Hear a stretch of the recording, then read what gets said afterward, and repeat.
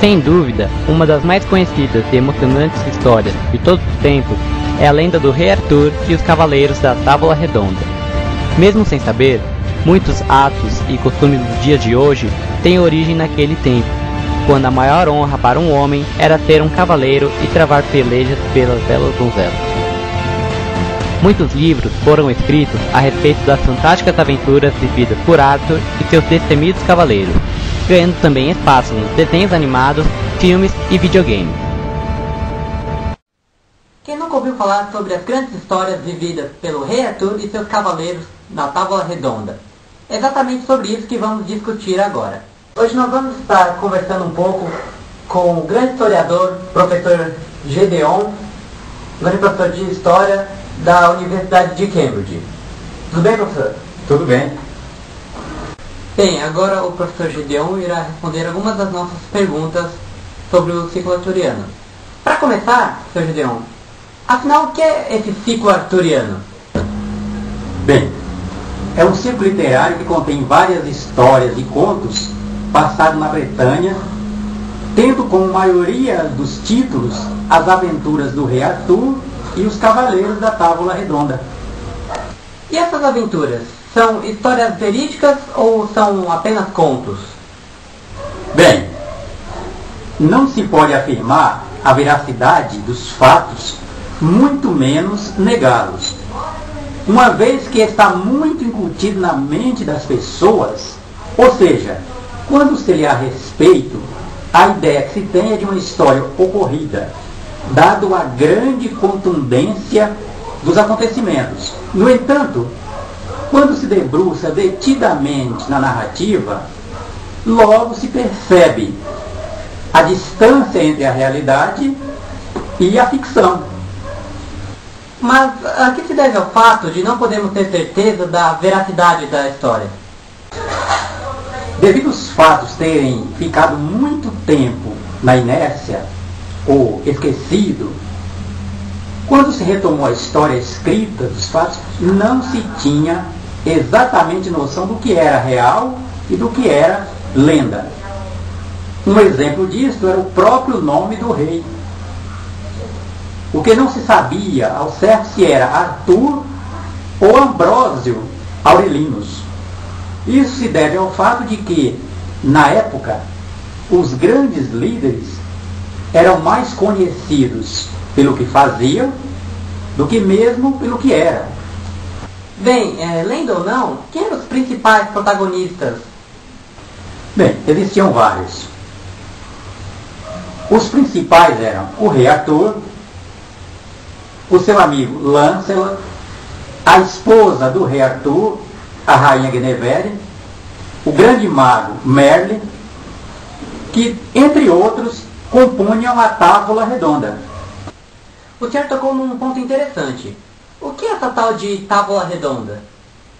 Na verdade, tratava-se de uma mesa, conforme o próprio nome diz, redonda, ao redor da qual sentavam os cavaleiros. Seu formato era redondo para dar a ideia de que não havia uma hierarquia entre eles. Ou seja, todos eram iguais. O curioso é que uma cadeira sempre ficava vazia. Segundo o que se diziam, é que todos que sentavam nessa cadeira morriam. Tanto é que ela foi batizada como a cadeira perigosa. Acreditavam-se que havia um único escolhido para ocupar esta cadeira posteriormente. O senhor falou um pouco sobre cada personagem, quais eram os personagens principais. Gostaria de saber qual a relação que há entre o mago Merlin e o Rei Arthur. Bem, diríamos que um relacionamento familiar.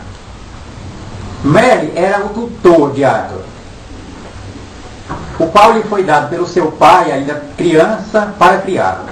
O objetivo era de proteger o menino, Arthur, porque lhe era reservado uma grande missão posterior. E era necessário que ele tivesse uma educação adequada conhecimentos dos fatos para que ele pudesse reinar e ser o grande comandante dessa missão que lhe esperava. Merlin dividiu a responsabilidade da criação do menino com Sir Hector, que juntamente com Merlin iam educando o menino conforme ele ia crescendo, no objetivo de tornar um cidadão, um homem, para cumprir a missão que lhe era reservada. Você falou um pouco sobre essa missão do rei Arthur, mas que missão era essa? De acordo com algumas versões, o rei Uther, pai de Arthur, havia deixado uma espada encravada em uma pedra, na qual havia uma inscrição que dizia que apenas o verdadeiro rei poderia retirá-lo. A missão de Arthur, então, era exatamente retirar esta espada encravada daquela rocha e assumir, então, o trono que lhe era de direito. E há alguma semelhança entre a história de Lancelot e de Arthur? Sim, há. A primeira semelhança era a criação. Ambos foram criados por pessoas que não eram seus pais verdadeiros. No caso de Lancelot, ele foi criado por Viviane, conhecida mais como a Dama do Lago. Ambos se tornaram grandes guerreiros, chegando a lutar um contra o outro. Mas, devido à intervenção de Merlin, acabaram se tornando aliados. Apesar disso, quase acontecia uma tragédia entre os dois. Uma vez que Lancelot se apaixonou por Guinevere, esposa de Arthur, e ele era correspondido por Guinevere. Porém, nunca chegou a ser consumado o ato da traição. Mas isso não impediu de causar um grande incômodo entre Arthur e Lancelot, a ponto dos dois sentirem a necessidade de se separarem, por não haver mais condições de continuarem juntos, ou pelo menos aqueles relacionamentos continuarem como era antes. Uma última pergunta para encerrar nossa entrevista. Qual foi o fim da história de Arthur? Bem, existem algumas versões. Uma delas dá conta de que Arthur e Lancelot morreriam combatendo um com o outro.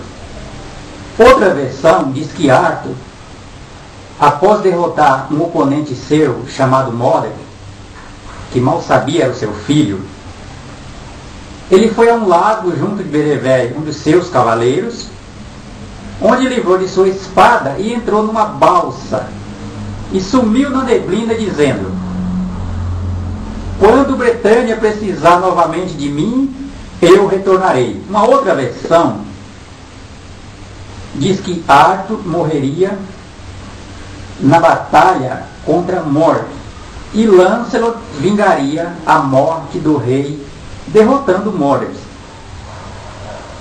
Professor, muito obrigado pela sua participação em nosso programa e até mais. Até mais.